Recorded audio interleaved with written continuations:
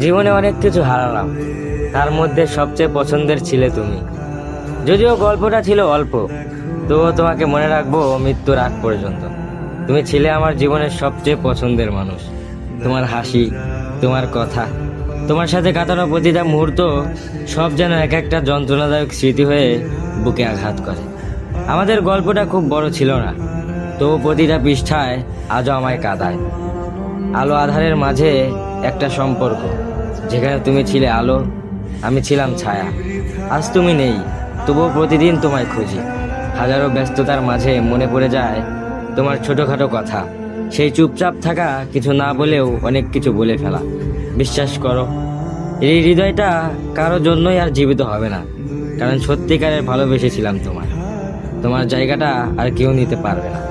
আজও তোমায় ভালোবাসি, তোমাকে মনে রাখবো মৃত্যুর আগ পর্যন্ত। শূন্য পকেট।